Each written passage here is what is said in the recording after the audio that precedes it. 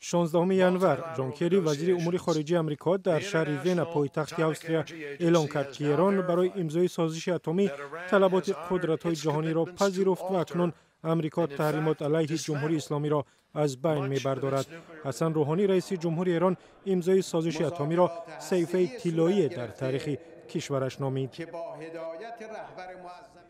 12 فوریه پاپ روم فرانسیس با اسقف اعظم روسیه کیریل در شهر هاوانای کوبا گفتگو کردند. این نخستین ملاقات پیشوای دو رویه دینی نصرانی بعد از جدا شدن آنها در سال 1054 بود. 14 مارس در نزدیکی شهر ایدامنی یونان صدها پناهجو و مهاجر خود را به آب انداختند تا به مکدونیا وارد شوند و به کشورهای دیگر اتحادیه اروپا بروند. روز 9 مارس مکدونیا مرزش را بست، ولی از این راه تقریبا 1 میلیون نفر خود را به کشورهای غربی اروپا رساندند. هزاران نفر دیگر در اردوگاه‌های پناهندگان در یونان درماندند. 20 مارس باراک اوباما رئیس جمهور آمریکا همراه خانواده‌اش به هاوانا پایتخت کوبا آمد و اولین رئیس جمهور ایالات متحده شد که بعد از سال 1928 به این کشور سفر کرده است. اوباما با رئیس جمهور کوبا راول کاسترو ملاقات کرد و دو طرف سازشنامه درباره برقراری مناسبت‌های دیپلماتی امضا کردند. 22 مارس در نتیجه بمبگذاری در فرودگاه بروسل در بلژیم 35 نفر کشته شدند و صدها تن دیگر جراحت برداشتند. مسئولیت حمله را گروه افراطگرایی به نام دولت اسلامی بر دوش گرفت.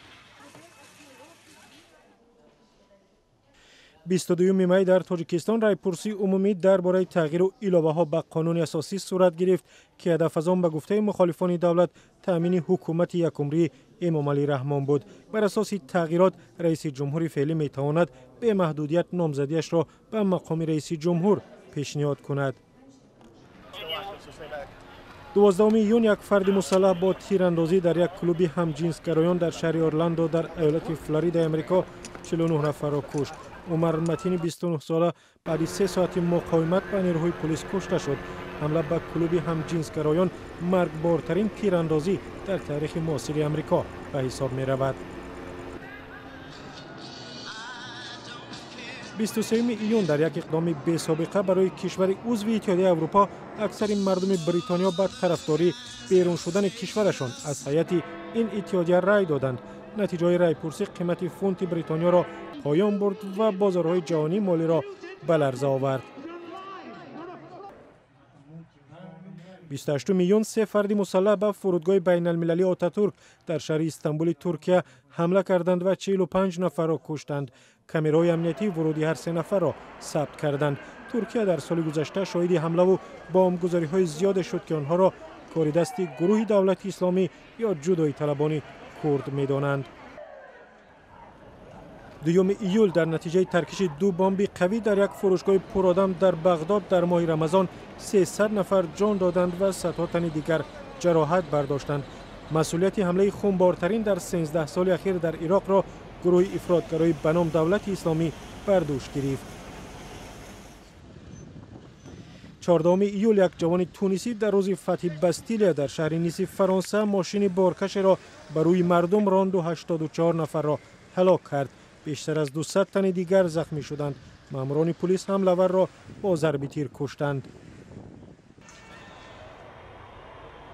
روزهای 15 و 16 ایول سربازان ترک پل بالای گلوگاه باسفور را بستند و فرماندهان ارتش خواستند حکومت را به دست بگیرند.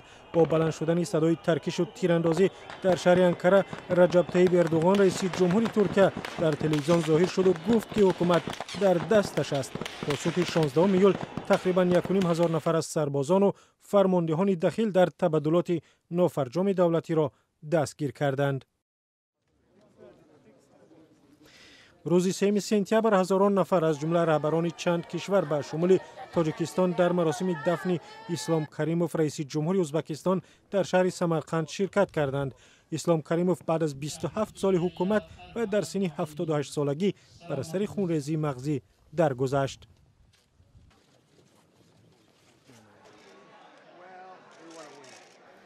8 نوامبر دونالد ترامپ صاحبکار و میلیاردر آمریکایی غیر انتظار در انتخابات ریاست جمهوری پیروز شد و هیلاری کلینتون نامزد حزب دموکرات را شکست داد. اگرچه خانم کلینتون رأی اکثریت مردم آمریکا را به دست آورد، ولی بر اساس سیستم پیچیده انتخاباتی دونالد ترامپ رأی بیشتر انتخاب کننده های ایالت ها را به دست آورد و پیروز شد. 25 نوامبر فیدل کاسترو فرمانده انقلابی و رئیس جمهور سابق کوبا درگذشت. او 50 سال رهبر کوبا بود و سال 2006 حکومت را به برادرش راول کاسترو سپرد. راول کاسترو مرگ برادرش را از طریق تلویزیون اعلام کرد. روز 19 دکبر انیس امری یک جوان تونسی ماشین باربری را به بازار ایدانه در شهر برلین راند و 12 نفر را کشت و 50 تن دیگر را زخمی کرد. انیس امری را بعد از فرار روز 23 دکبر در شهر میلان ایتالیا کشتند. گروه دولت اسلامی گفت که این جوان یکی از سربازان به قول گروه خلافت بوده است. روز 19 دکبر یک مأمور پلیس ترکیه اندری کارلوف سفیر روسیه در کشورش را ضمن سخنرانی در آثارخانه کشت. مولود آلتینتاش 22 ساله که بیرون از مأموریتش به آثارخانه وارد شده بود، هنگام تیراندازی به سفیر الله اکبر فریاد میزد و میگفت که حلب را فراموش نکنید. 25 دکبر ساکنان مسکو زیر پیکره الکساندر الکساندروف، بنیادگذار انسامبل معروف الکساندروف گل میگذارند که 68 عضو این دسته در نتیجه سقوط هواپیمایشان در بحر سیاه هلاک شدند. آنها جهت اجرای کنسرت برای سربازان روسیه و سوریه می رفتند. در نتیجه سقوط هواپیما در عموم 92 نفر جان دادند.